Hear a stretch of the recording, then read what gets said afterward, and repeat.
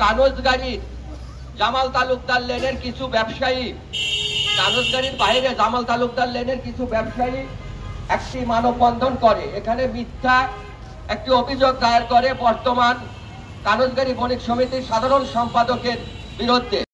এই আইন অমান্য করে উপদেষ্টা পরিষদের কতিপয় সদস্য আমাদের জেলা যুব দলের কার্যনির্বাহী কমিটির সদস্য কামরুল হাসান ঝিনুককে মিথ্যা অপবাদ দেয় এবং কানজগাড়ি বণিক সমিতির সাধারণ সম্পাদক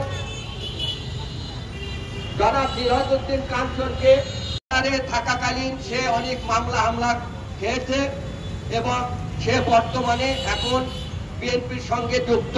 আপনারা অবগত আছেন যে কালকে কম্বল বিতরণ অনুষ্ঠানে জনাব জিহাদউদ্দিন কাঞ্চন এবং আজাদ এগুলো উঠে পড়া লাগে। তখন আমি তাদেরকে বলি যে শুনেন, আমরা মসজিদ কমিটি যখন আমি আমার পদে দিয়েছে তখন সে প্রতিবাদ করে যে না মসজিদ কমিটি ঢোকা যাবে না, বলে সমিতি ঢোকা যাবে না, তোমার আমাকে টাকা দিয়ে ঢুকতে হবে।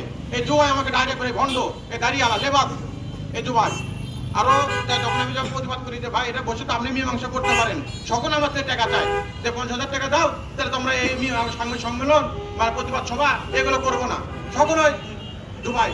এবং এখানে যে মানে ডেভেলপার রাজুর মাধ্যমে প্রতিটা বিল্ডিং এর থেকে কোটি কোটি টাকা নিচ্ছে এই জুবাইয়ের দাঁড়ি ভণ্ড। ওই দাঁড়া বলে আমি ঢাকার মালিক বলে সে রাজু ডেভেলপার থেকে টাকা নেয় প্রতি, এবং আজাদ তার পাশে থাকে।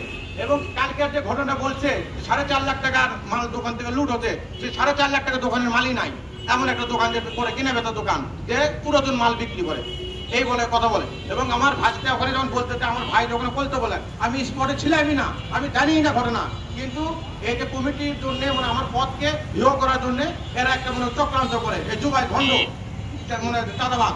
যে জুবাই দোকানে আমি বলি ভাই শুনেন যে ওখানে তো দোকান তো কোনো টাকার মালই নাই, আপনি তো অভিযোগটা বলে প্রতিবার সবাই বাদ দেয় করেন না, সকলে আমার থেকে টাকা চায়, মানে ওর কথা ঘর থেকে কথা বলতে গেলে টাকা আগে।